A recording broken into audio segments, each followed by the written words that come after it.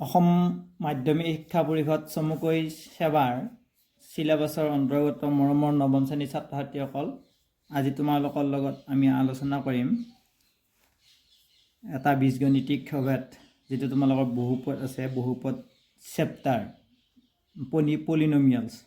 এই চেপ্টাৰত প্ৰয়োজনীয় বীজগণিতিক অভেদ এটাৰ বিষয়ে আমি আলোচনা কৰিম।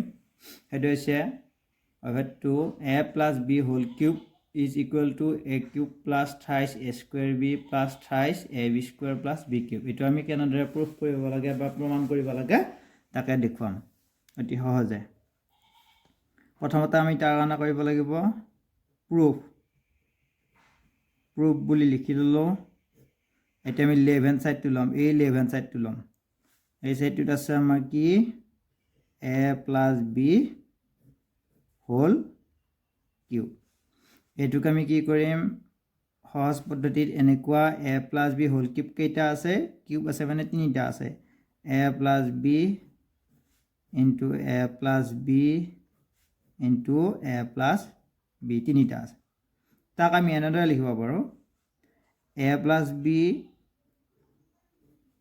একেলগে এই দুটাক লগ কৰি দিলোঁ, a + b দুটা আছে সেইকাৰণে a + b হোল স্কুৱাৰ কৰি দিলোঁ। আকৌ আমাৰ এটা ফৰ্মুলা আমি পাইছোঁ আগতে,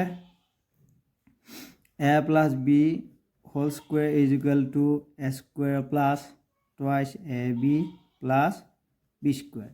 এই ফৰ্মুলাটো আমি খটুৱাম, এই ইয়াৰ ঠাইত আমি বহুৱাই দিম a + b হোল ইনটু এইখিনিৰ ঠাইত এইখিনি লিখিম আমি a square plus twice ab plus b square লিখি দিলোঁ। এতিয়া আমাৰ বিতৰণ বিধি প্ৰয়োগ কৰিম, ডিষ্ট্ৰিবিউশ্যন ল।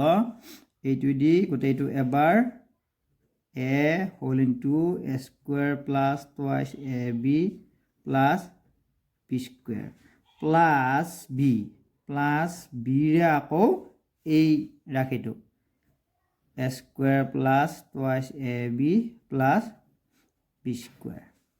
এতিয়া আমি বিতৰণ বিধি প্ৰয়োগ কৰিম।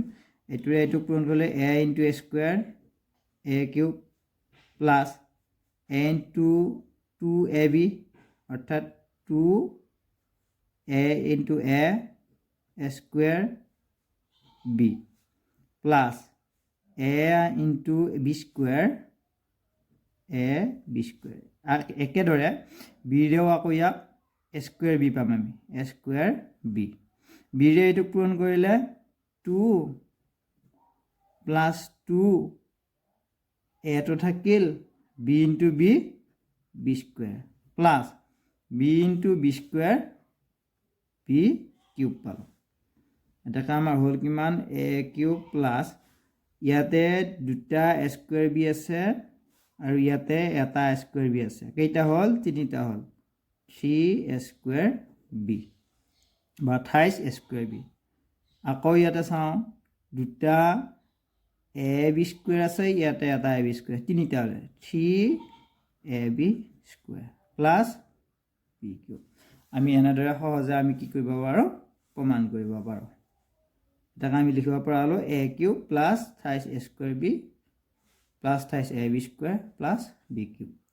আৰু ইয়াৰ এটা ফৰ্ম আছে, আমি এনেদৰে লিখিব পাৰোঁ a কিউব ইয়াতে প্লাছ b কিউব আছে প্লাছ b কিউব, এই দুটা এনেদৰে লিখিব পাৰোঁ a square b plus 28ab square এনেকৈ লিখিব পাৰোঁ। আৰু কমন লৈ ল'ব পাৰোঁ a cube plus b cube plus 28ab এটা কমন হয় 28ab।